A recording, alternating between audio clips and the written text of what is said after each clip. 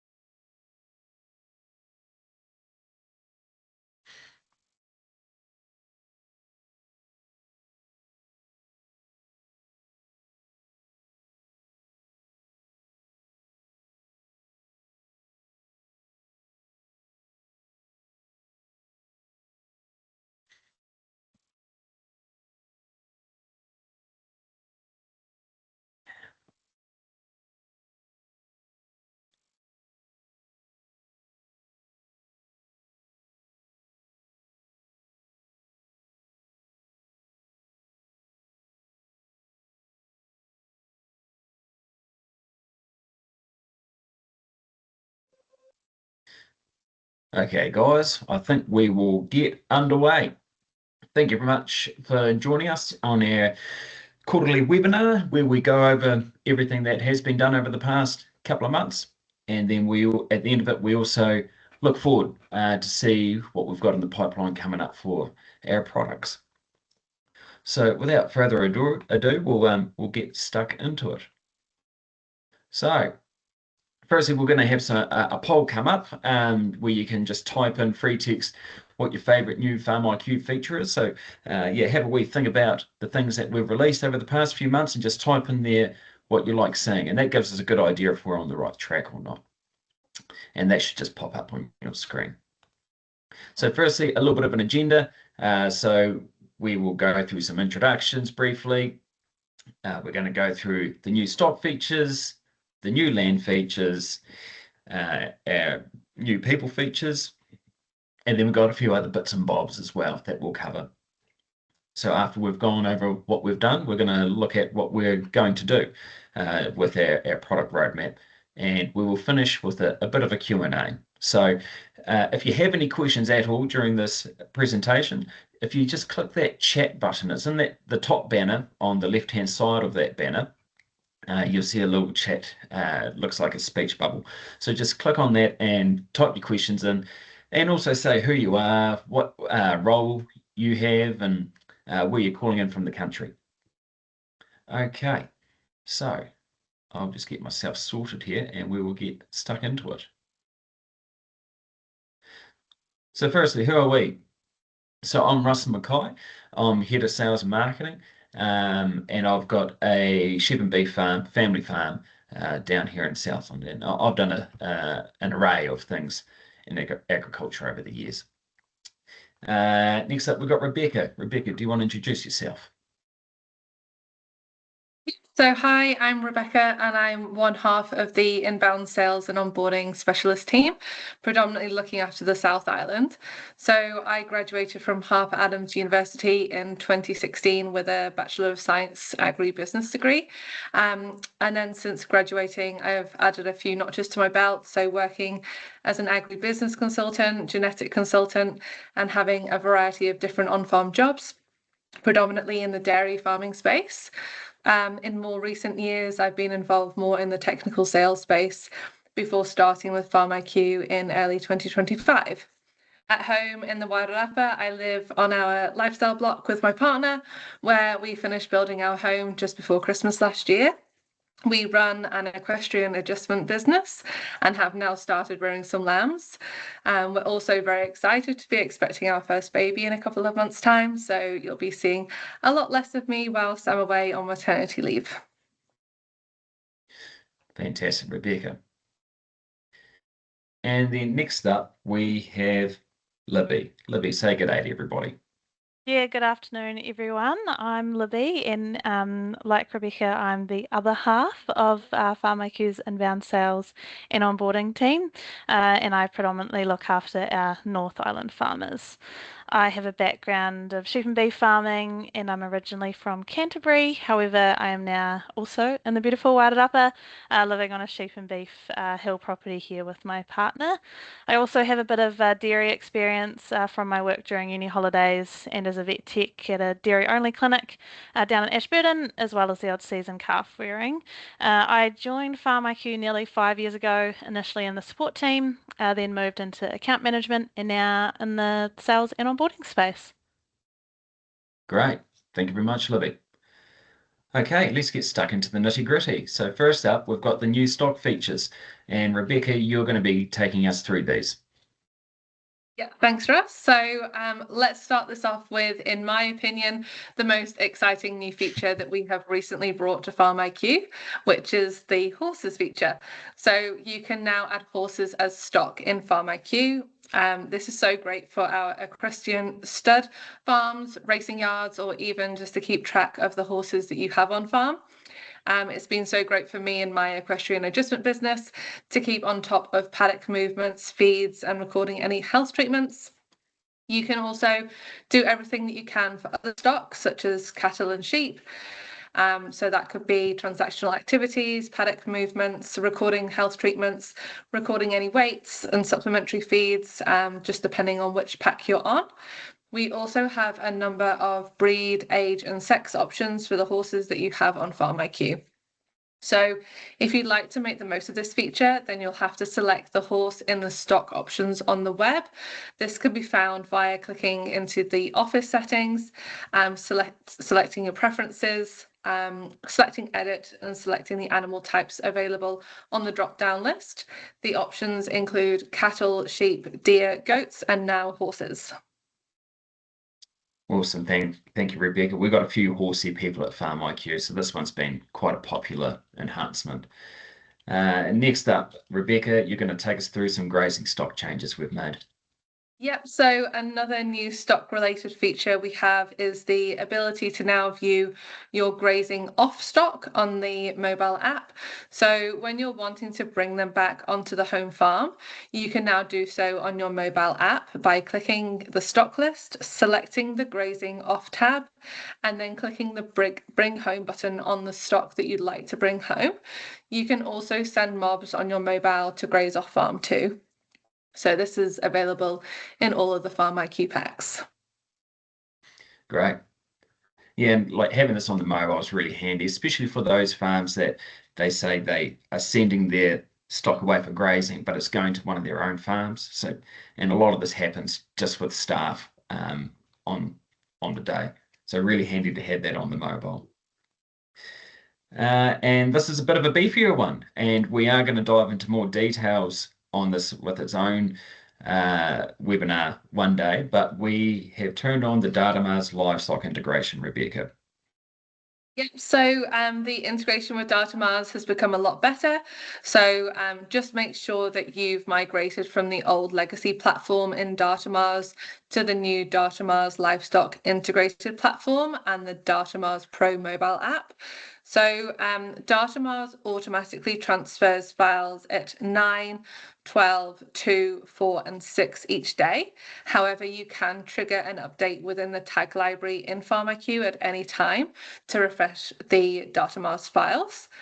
If the EIDs on the files are associated with mobs on the farm, then the activities are automatically loaded. However, if the EIDs are not associated with mobs, then you must record the activities manually. So your animal weights, scans, treatments, and condition scores that are recorded in the field sync directly with your FarmIQ.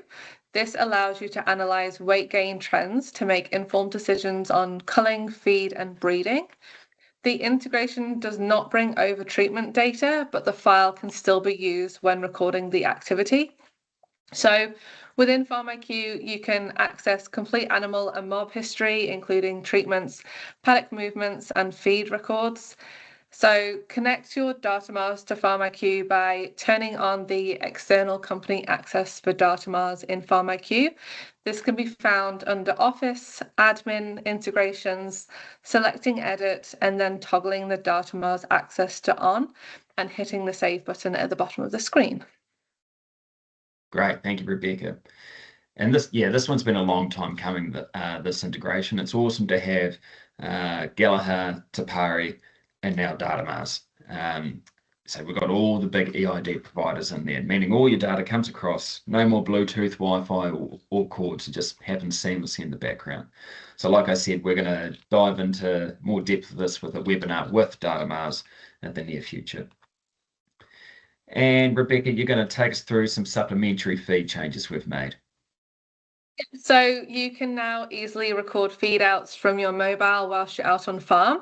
So there are two types of feed outs that you can record on the mobile. So either recording against a mob or recorded against the feed in the inventory. If you're wanting to record a feed out against a mob, that means that the supplementary feed recorded against the mob keeps a supplementary feed recorded against the mob, whereas recording a feed out in the inventory just records a feed out event to deplete the stock in your inventory. You can also edit the feed amounts within the feed inventory on your mobile or add new products. To record a mob feed out event, select the mob on your mobile, click the Add Activities button, select either a single day feed out or record as a multi-day feed out event with the corresponding date, and then select which feed product to then record the feed out of.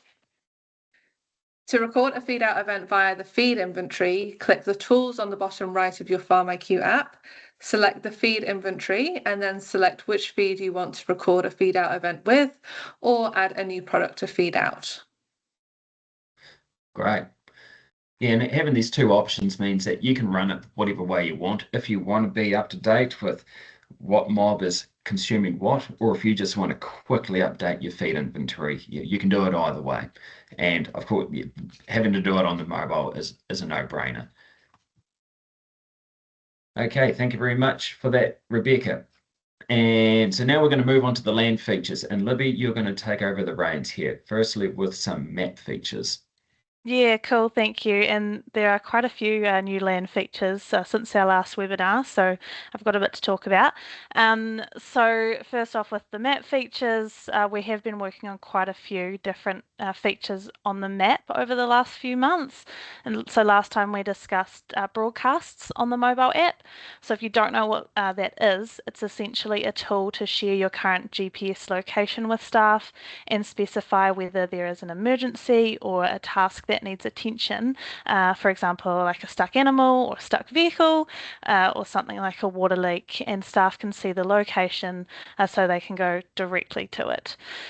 These broadcasts can be turned into tasks and completed if you want to keep a record of these in your diary, or you can simply just resolve the broadcast once dealt with if you don't need to keep a record of it in FarmIQ. You can now see these broadcasts on the map on the web as well. You can also resolve them, turn them into tasks and complete them, allowing everyone to stay informed whether they want to use the mobile app or the web. So to see our broadcasts on the web, go to your Layers tab on the map, click the Health and Safety layer and turn Broadcasts on, and you will see your broadcasts that have been sent to you, so assigned to you. Another new mapping feature on here includes the ability to turn all of your features on or off from the Layers tab with one simple click, rather than having to turn each individual feature group on or off. So this makes it nice and quick, and that's available on the mobile app and on the computer. And the third mapping feature is that we now have the option when adding features, we can add icons and use them to view the feature on the map rather than points, lines or shapes. For example, you could put a little valve or a tap icon for water tap locations, or a house or a shed icon for buildings, or a tractor icon for your tractor shed, which is cool. And then, yeah, these can be turned on and off on your map where your features are turned on and off as well, which you can see in the slide there on that image. Great, Libby, thank you. Yeah, and just adding that extra layer of visual guidance. So like a lot of farmers are visual people, and seeing a blue dot doesn't mean a heck of a lot, but if you have a blue teardrop shape, they say, oh, that's water. It just makes looking at a map so much easier and clearer. Yeah. Next, you're going to go through some paddock and feature drawing on the mobile app, which Yeah, is something this that's is been asked for quite a wee while. yeah, no, it has. And it's really cool that you can now update your map on the mobile app. So you will see the option to draw or edit map from the bottom left of your map screen on the phone. So if you can't see that option, you may just have to turn your draw tools on at your layers tab. So that's the button up the top right of your app screen, the one with the little squares stacked on top of each other. So once that is on, then you can click that Draw or Edit My Map button to update features or paddocks. At the moment, you can draw new interior fence lines to split up existing paddocks and draw exterior fence lines to extend your farm boundary or add newly purchased land or a lease block. You can also add in new features. So you could do that or update your feature colors and icons if they have already been set. When drawing both your paddocks and features, you can click on the Wii Location button as well, which is at the very top right of your screen, and you can see your current location as you draw these in. So you might need to update your phone settings just to make sure that you can see that location, as it's super handy to use your current location as a reference to draw in your new fence lines or water features while you're out on farm. Great, thank you, Libby. Oh yeah, that's going to be a godsend. Like when you find a water leak or something like that, or putting some overflow drainage in, or a new water trough, just knowing that yeah, this is the exact spot where it is with the app at the time. Yeah. And we've made some refinements to our paddock history on the mobile as well, Libby. Yeah. So historically on the web, you could, which is the computer version, so you could only access the paddock history from the map. So by right-clicking on a single paddock and selecting the paddock history option. Now you can access this report from the report center in your land reports and then select your paddock from the drop-down list. You can still filter your date range or use the quick date select to include all paddock history or from the last month or last year. It is essentially just another way to access it, and you can also add it to your favorite reports by highlighting the little star there. The exciting part for me about this one is that the paddock history is now on the mobile app. So you can see your paddock history is on your phone as long as you've got it with you. So on the app, click on the paddock and then you can swipe up to see the most recent activities recorded against the paddock, such as when it was last grazed, the last pasture cover, your daily growth, if you've recorded that information, or your last fertilizer application. But now, so what you can now, the new thing you can do is click on the View Paddock History and it will take you to the paddock's history. So very similar to the mob history, it only shows the last couple years of events recorded against the paddock, just to avoid the app from slowing down too much. By storing too much information. You can also access this paddock history from the report center on the app, which is located in the Tools tab. So basically, depending on what you are able to record in FarmIQ, and if you are either on Essentials, Performance Plus, or the Pro Pack, it will determine what you can see in the paddock history report. So it will most likely be collated information about your paddock. If you can record pasture covers, you'll see a summary including a pasture cover graph, and you will also be able to drill down and view specific groups of records such as just your animal moves or just your chemical or fur applications over the last 2 years. So to see these lists of activities recorded for the paddock, just scroll sideways through the different categories and tap them to view.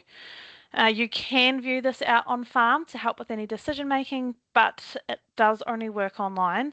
So if you're in Wi-Fi or you've got decent cell data, then you'll be fine. The reason is it doesn't work offline is because we don't store that paddock history data on your phone, as there can be quite a lot of information in paddock history. So to save taking up space on your phone and slowing down the app loads it up each time. So it does have to be online. Awesome. Okay. And we've got another feature here with the land, it's exporting block shape files. Yeah. So on the FarmIQ web application, you can choose specific farm blocks created in FarmIQ to export instead of historically just exporting the entire farm map shape files. You can also export farm features and hazards as well. So this is really handy if you need to give someone block areas or boundaries in that digital format, such as maybe your land management units or different land types, maybe your hill country versus your flats. However you've set up your blocks in FarmIQ, you can now export them. You can do this only on your computer or laptop. So from the Office tab, again, go to your data files, click Export Farm Shape Files, and select what you want to export. And you can do this on any FarmIQ pack. Great. And now we have closing paddocks, so just adding a little more accuracy to our pasture management side of things, Libby. Yeah. So on the web and the app, you can close paddocks that are not being grazed. So on FarmIQ, this means that they are not included in the feed wedge. So for example, they're shut off for silage or they're in crop. So closing paddocks means that the pasture covers recorded against them will no longer have any effect on your feed wedge pasture report and not count towards that average cover until you make them available again. So you can see that on the right-hand side, the right image there. You can close paddocks on the app or web, and you just need to be either on the Performance Plus or Pro packs for this feature to sort of have any effect. So on the web, you right-click on a paddock, click Edit Details, update the grazing status, and save. On the mobile app, from the map, click on a paddock, click Close Paddock, then view your pasture wedge from the map report or in the report center to see the effect that it has in that wedge. Okay. And we've also added multiple chemical batches. So this is something we've had for the health treatment side of things, for animal health treatments for a while, but we've brought it across to some land functionality, Libby. Yeah, exactly. So just the chemical applications at the moment. So on the mobile app and the web, you can save time by adding in the multiple batches used to a single chemical activity. So you click on a paddock, click activities, click chemical application, follow the steps to input your chemical details, and after you have recorded that first batch number, you can just click to add another batch to record multiple for that event. So yeah, when recording the event, you simply just add another row and input all of your extra batch details there. One for each row for each batch number. So this is really handy if you have finished a container and started a new one that has a different batch number, all in the same chemical application. You can also create batches through the chemical event or add them into your inventory before application happens so that the batch numbers are all there ready for your staff to use when they go to do it. And it does save a lot of confusion doing it that way. Once the event is saved, the batches and the batches have been used in this event, the product inventory will decrease in volume based on how much you've used. So this is ideal for record keeping, stock takes, and at audit time. And you can do this on all of our packs that offer the chemical applications, which are Essentials, Performance Plus, and Pro. Okay. And the last land feature we're going to go through is recording harvests on the mobile app. Yeah. So you now have the ability to record harvesting crops or feed products from paddocks within the mobile app. So the options you see may depend on the type of farm that you have added when you were setting up FarmIQ. So the farm type, I mean, not type of farm. So you can use the harvest crop option to record harvesting a cash crop. So this records the harvest directly as a sold harvest activity. So you can choose to record a buyer or an agent. And then you would use the harvest feed option to record harvesting stock feed from paddocks or a feed that is going to be stored on farm for some time, as you can add this feed to your inventory on FarmIQ. You can also record the sale of that harvested feed at the time of harvest and add your buyer details in there as well. If you do choose to record that you are storing this harvested feed in your feed inventory, you can feed it out later or sell it. So Rebecca discussed using this feed earlier as supplementary feed.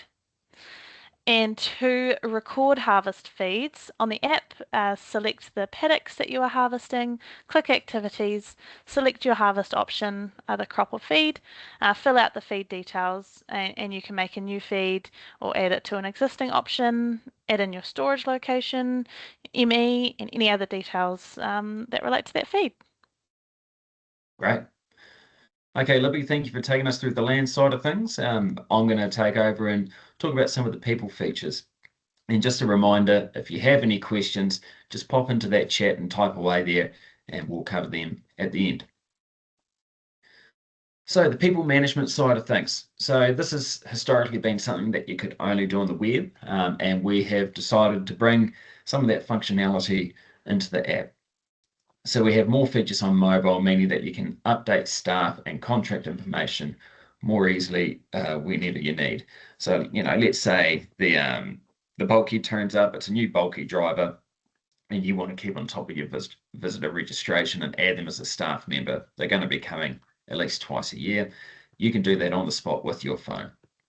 So the value of the features are you can add the new staff member and contractor and their employment details. You can choose their FarmIQ access at the same time and the approvals that each staff member has. And you can also edit your own contact details and the contact details of new users, as well as the emergency contact details for yourself and new users. Because sometimes that changes. And then from within the app, let's say the cell phone number is there available. Let's say you have a new staff member and they've had an accident and you want to inform the next of kin. You can go through, see that number, click on it, and then it'll go straight to either a text or call from your phone. So how to access this is tools, people, staff or contractors, and from there you can edit or add a new team member. And then this one's fun. Toolbox meetings. This is something that we've been trying to work on for a wee while, and the team's done a great job getting this to work. So we've always had health and safety meetings. We want to call them Toolbox meetings now, and we have voice AI recording for it. So as an option, you don't have to use it if you don't want to. But the way it works is when you start a Toolbox meeting, you can hit record and AI will transcribe you word for word, and then it will make a summary of the meeting, and that'll be saved into your FarmIQ.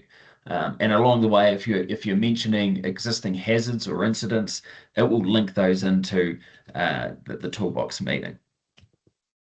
So this is great for, a lot of Toolbox meetings, they don't happen around the desktop in the office. They're around the wool shed or the dairy shed or at the back of the truck. And a lot of people, especially for dyslexic people, like just having a voice record option there is really beneficial. It means that it will get recorded because it's a lot easier to do. So how do you get to this? Is you go Tools, Health and Safety, Toolbox Meetings, and then hit the Record Meeting button. And then you can click the Make Meeting Notes from Audio option. You can correct this afterwards. It's not perfect technology. I'm not sure if it'll pick up my Southern accent and throw a few extra R's in there, but you can go in there and edit it or just not use it if you're not comfortable with AI.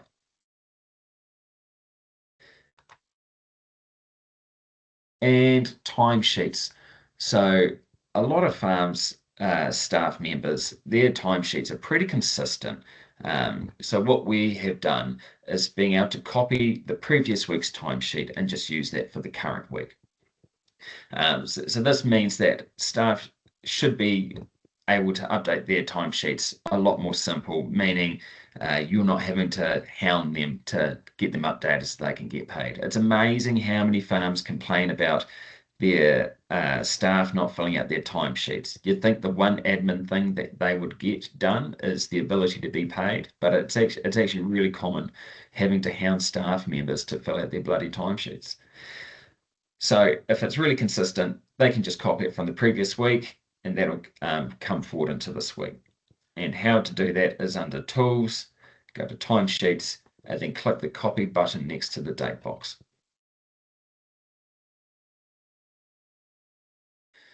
Okay, now we are moving on to a few other bits and bobs we've done. And Rebecca, you're going to be taking over here, starting with Universal Search. Yeah, so thanks for us. The following features that I'm going to speak about now are available in all of the FarmIQ packs. So starting with the universal search bar that we've added onto the FarmIQ desktop. So gone are the days of searching through the FarmIQ headings to find what you're looking for. We now have that search bar to help you find a menu feature or topic area of FarmIQ. So all you need to do is start typing into that search bar, and then you'll be shown a list of any relevant options. You can then select the option that looks right, and then you'll be taken directly to that screen. So this search is more for finding features and tools within FarmIQ. So if you're wanting to look at any farm records, then you can search for those within the FarmIQ diary instead.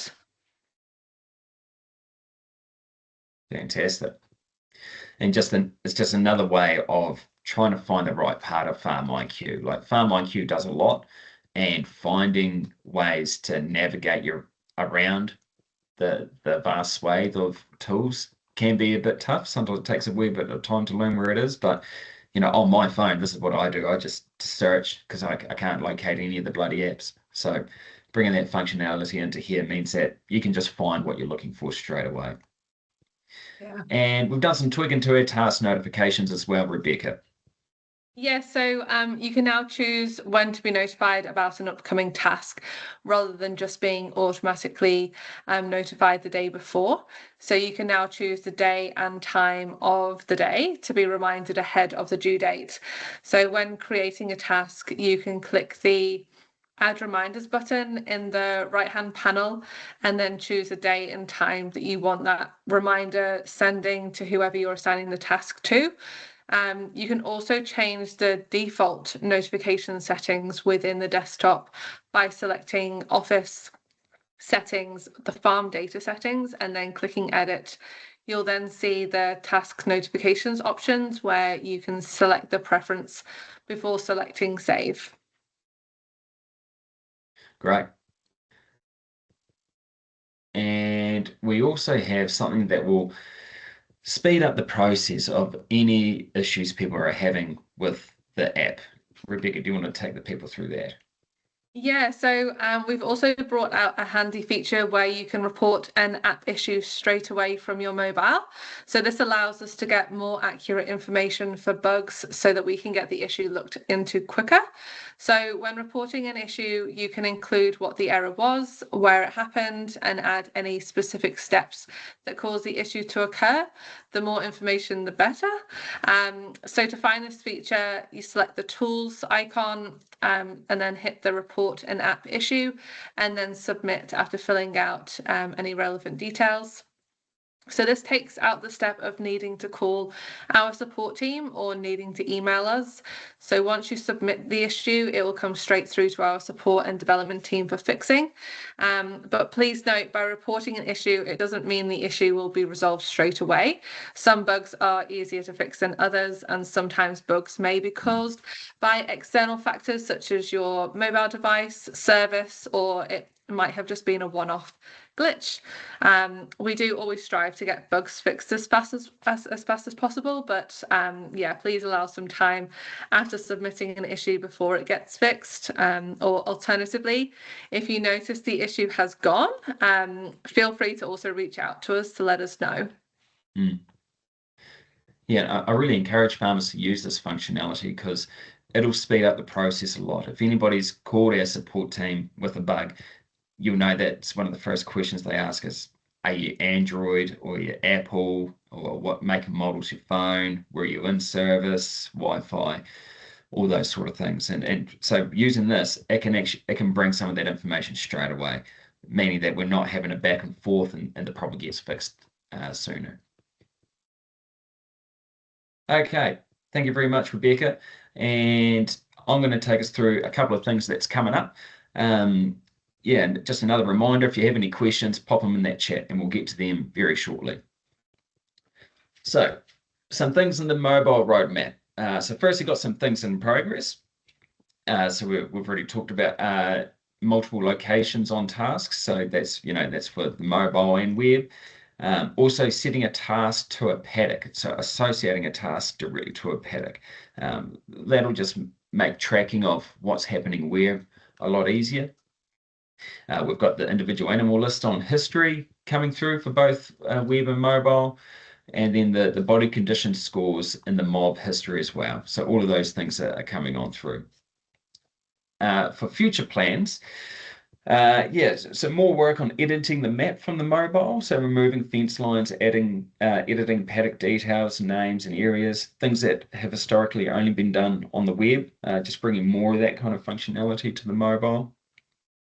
And then adding a task and using the map location, so using a trail, so being able to use your own location to add a feature or a task to the mobile app. Now, at the moment, you can see your own location when you're doing those things with that new functionality, but being able to just directly track you as you walk along where the new water line is, meaning that it's GPS, you can drop points as you go, and that's where it is. And we're going to add a few more enhancements to the mobile diary. So some more filters, like you have filters on the web, and we're going to do another couple of things to improve the speed of the diary on the mobile. Because as you build more functionality and it brings in more data, that can slow things down. So, we need to keep up with the enhancements of all the extra functionality without sacrificing the speed of the product. So we're going to do a bit of work on the speed of that. And then for the web roadmap, there's some things in the progress. So an integration with TotoGen, we've more or less built this integration and the reporting of it. For those of you that don't know, TotoGen do DNA testing to prove parentage of ewes with their lambs. So we've built a couple of reports in the background, and we've got it on a few testing farms at the moment. And we'll be doing a webinar dedicated to that with them in the near future. It's great for improving efficiency of your ewes.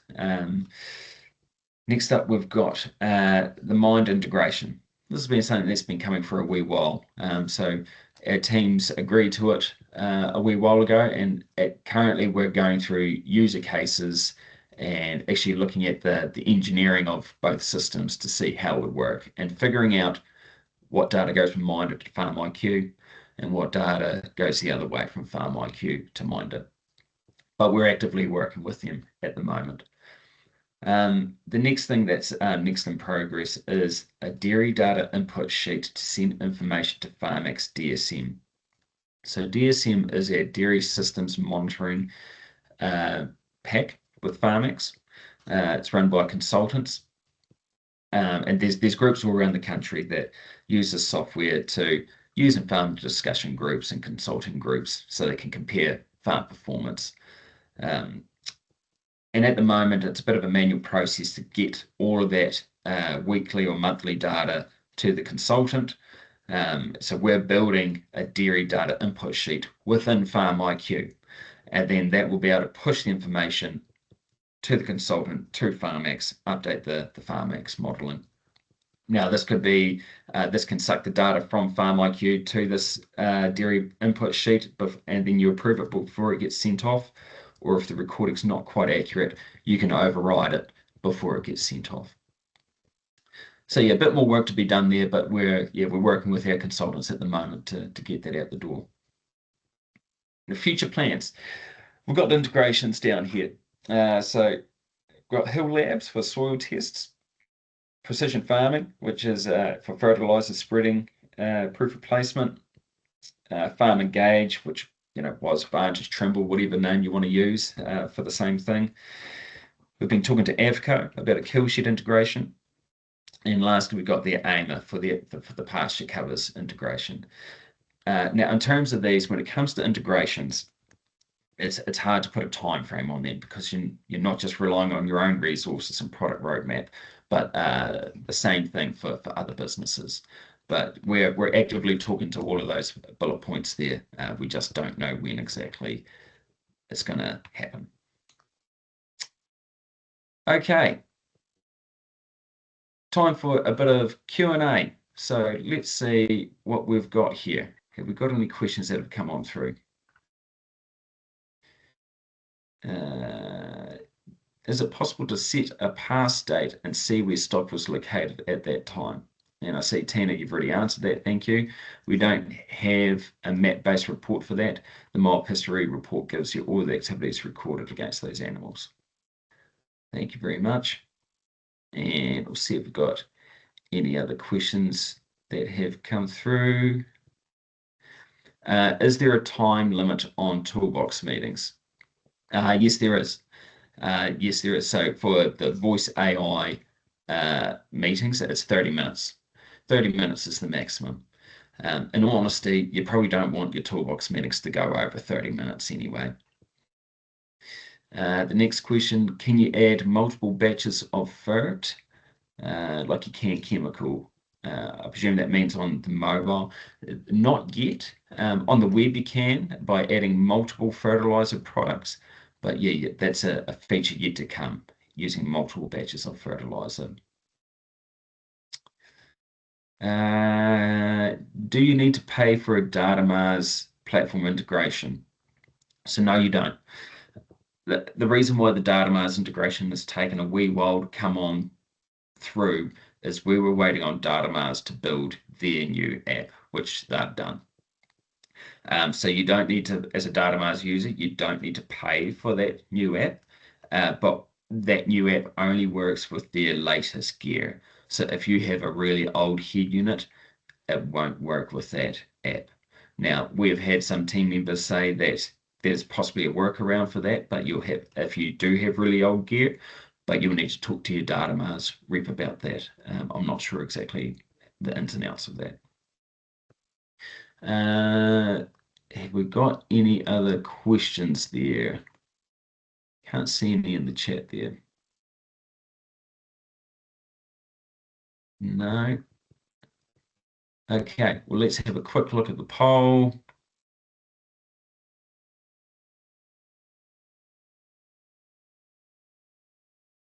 We've had no responses to the poll. That's all right. I have 2 responses. Someone said they're new to FarmIQ. Someone said notification reminders and the task notifications. Okay, cool. Nice. All righty. Well, if that's all we have, guys, thank you so much for joining for our webinar. Thank you, Libby and Rebecca, for taking us through the land and the stock features. And we will see you at the next quarter for another update. Thank you very much, guys. And we will also be sending out this recording with answers to the questions in the slide pack as well.